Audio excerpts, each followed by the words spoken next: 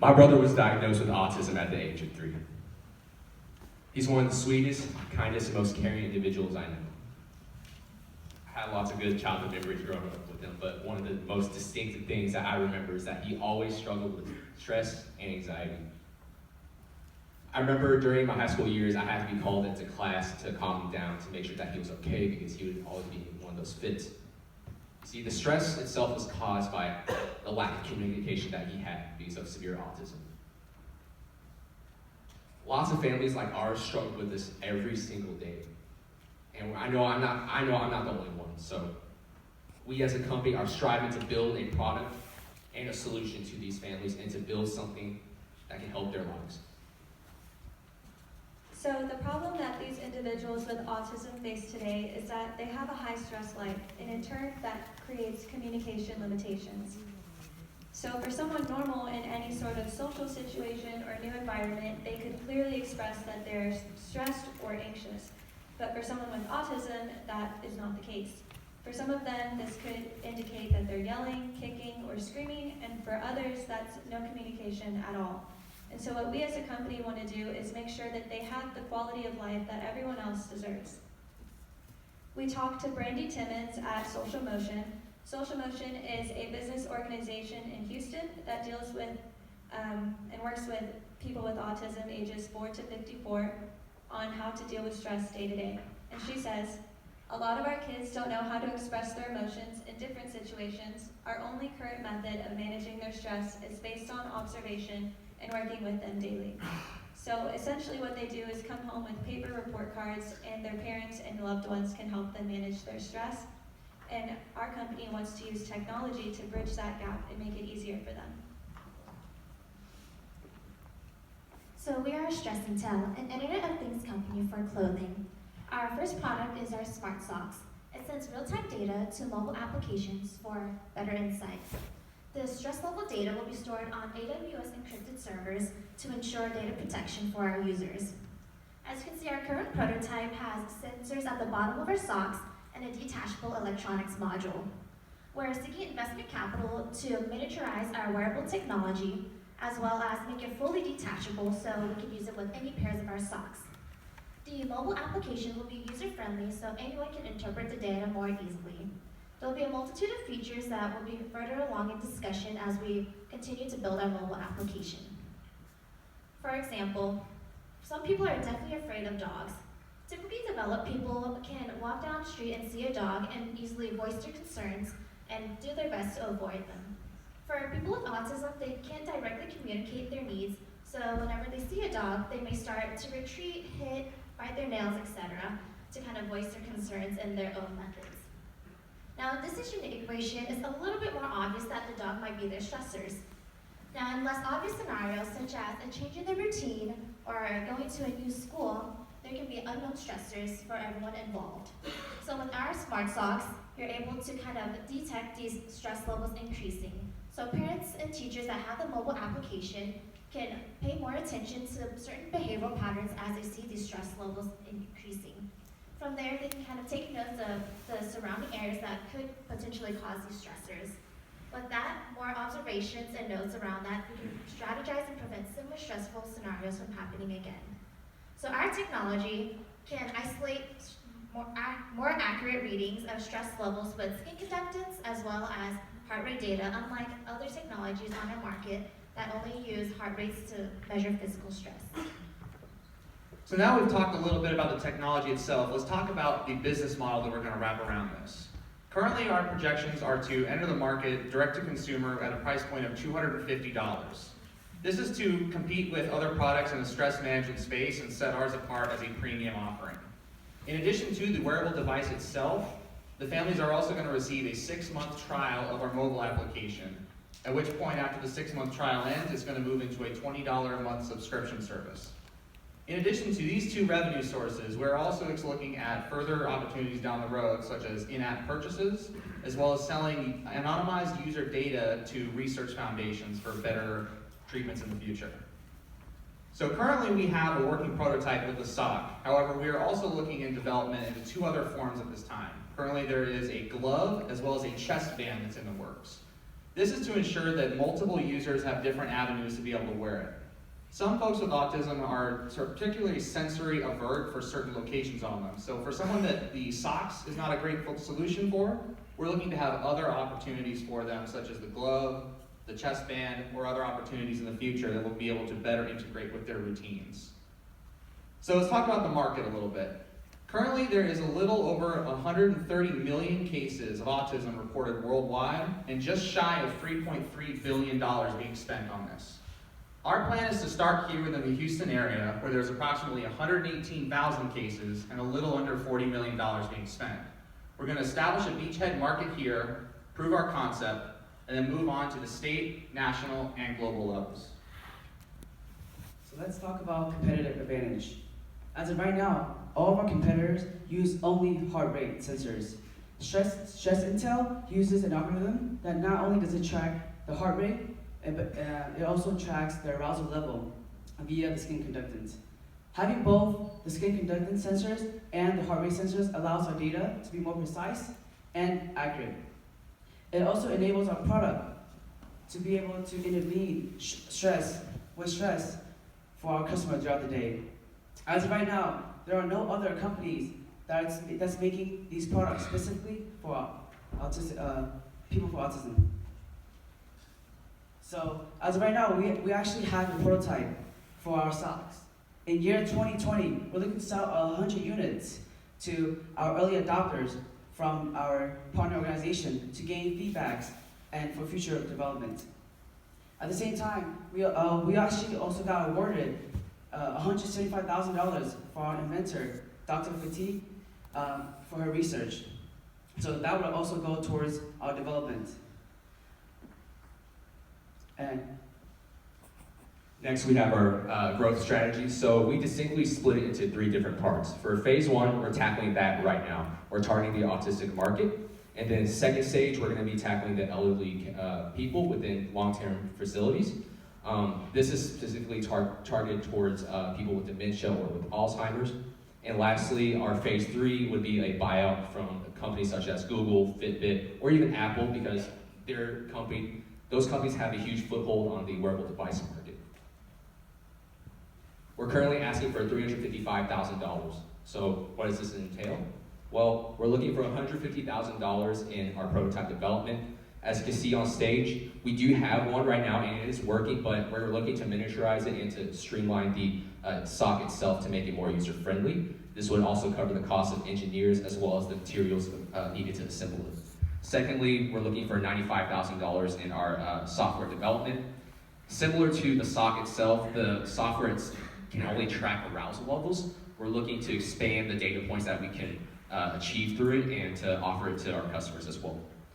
And lastly, we have our marketing budget, which is $20,000, as well as our co-founder budget, which is $90,000. So our Stress and Tell team consists of us 5 here from the Wolff Center for Entrepreneurship. We're working alongside our inventor, Dr. Faggy, who is the director for the Computational Medicine Laboratory at the University of Houston. In addition, we're working alongside one of our PhD students, Hamid, who's been a great mentor for us. Our board of advisors consists of Dr. Titus, who is a professor at the University at Buffalo, who has expertise in wearable technologies, smart sensors, as well as biosensors. And then we're also working with Whitney Davis, who's the director of operations at the Center for Autism and Related Disorders. They're one of the local organizations we're looking to partner with in the near future. Next, we have Jennifer Jones, who is the founder of Genuine Nutrition. She has over 10 years in the health and fitness industry and specializes in nutrition psychology as well as stress management. Lastly, we have Kaiser Hassanji, who was the former VP of Innovation for Adidas Sports and Electronics Department. He has over 15 years in the tech and textile industry. We're grateful for such a strong board of advisors to help us along in our journey through intervening with stress through wearable technologies.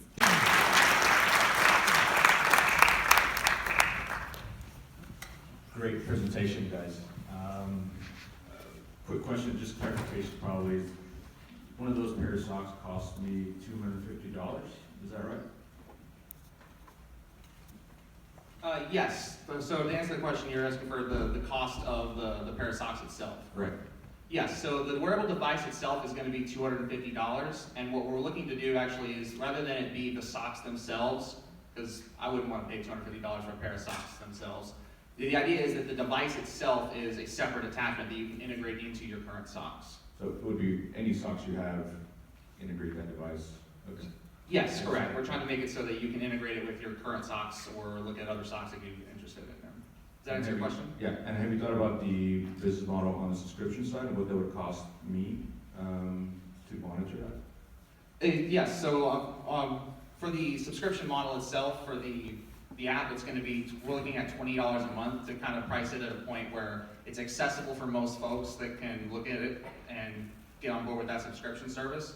And then we're looking at adopting a increased pay scale with that as time goes on, while also being able to kind of legacy in early adopters at that earlier price. Okay, thank you. Does that answer your question? Okay.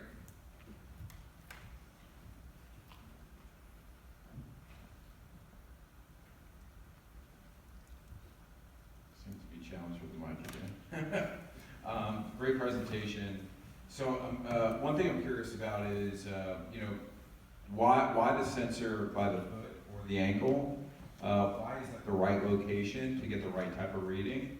I'm just curious, if you get into a sensor and you're monitoring, and I start thinking about, who this information, like who the information is going to, and like what's the value. It's just like why you get the right reading so you don't get like any type of false positive in any of the data. So can you share a little bit more about like why your foot in and around your sock versus some other wearable?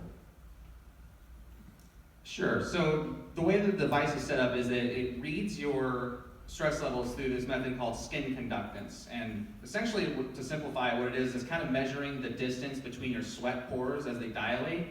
And the reason that it's built into a sock, first of all, is because it makes it in a position where it's easier to put the two electrodes on a particular part of your skin and measure that consistently and without having it shift around too much. So a particular problematic area might be like on a loose fitting t-shirt where it might be coming on and off of your skin pretty frequently, whereas with a sock, with the location that the electrodes are on, it's pretty stable on there as long as you're not doing excessive physical activity such as like marathon, jogging, running, that kind of stuff.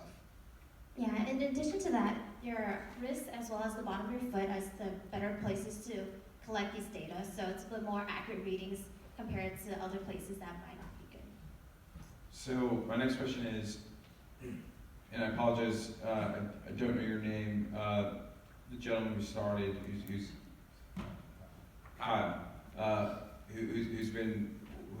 personally felt the impact of this with your family. But I'm curious, as a business, so I understand the empathy for that problem right there. But can you tell me like why going to market within the autism space is the right place to start? I could imagine here, industrial applications. I think some of the elderly or aging populations that you mentioned, where you can get into different use cases and maybe different dollars available. But can you talk about like why is a go-to-market going after autism? And I know that I believe it's like 1 in 42 children now are now diagnosed with some form of autism, which is an astonishing number. Yeah. But can you talk about that, about why, from a business perspective, it makes sense to go to market in that space? Yeah. So originally, we were shooting for different industries to go with. We landed obviously in the autistic industry because for the fact that there's a large number of people that don't have this kind of support. David mentioned earlier that there was only 3 main competitors that we had, and they don't even focus on children with autism. I know this for a fact because we've done our research on the competitors, and none of them are catered specifically towards those children. So we're trying to figure out how do we reduce the stress of those children with our tech and make it more user-friendly towards them versus having to get like their other competitors and to implement their systems. Did that answer your question? Yeah, thank you. Great job, guys. I have a question for you about the data. So how can you get a little deeper into the details between the data and the feedback that the instrument is giving you, and what workflow that's going to go through to help the patient who's wearing it and modify or improve or learn from their data?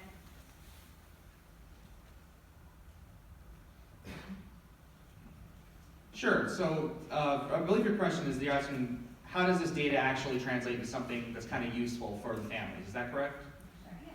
All right, so what it does is it kind of monitors the stress levels, and on the mobile application itself, you're going to have a readout that will be able to detect the stress levels. So you'll have like a running bar graph that can kind of see like where their activity as far as like stress and engagement is. And you can see like within certain cycles where it's normally like you would expect it to be, you know, kind of a baseline, you'd be able to see it on there, and you'd be able to also see on there the particular spikes in activity. The idea behind this is that you see these spikes and you can correlate those with opportunity or different events that they're going on throughout the day. So for instance, if you notice that routinely you're having this one particular spike at around like noon, and you're not quite sure what that is, you can start to recognize that, okay, around noontime, there always seems to be something that's causing, you know, our child to have a lot of stress going on. Maybe we can try to identify what that is, and perhaps it might be, you know, the introduction of different foods, smells start to, you know, kind of affect their senses, and that's not something that they would have initially thought of. Does that answer your question? Are you going to actually put that information in the app, so you can enter it in the application, so that you can go back retrospectively and, you know, correlate this information? Correct. You're going to be able to see the different spikes and all the hills and troughs within their activity, and you'll be able to look at that data and correlate it with those times so that you can see when these things are occurring. Like, are you going to be keeping track of the metadata that's associated with these events in people's lives, not just these spikes? Correct. We're going to be keeping track of these events, and then we're going to have on the app itself an opportunity for you to identify like what this is, like a little comment section where you can identify this was occurring and we suspect it for this reason. Does that answer your question? Yes. All right, that'll be the last question. Thank you, guys.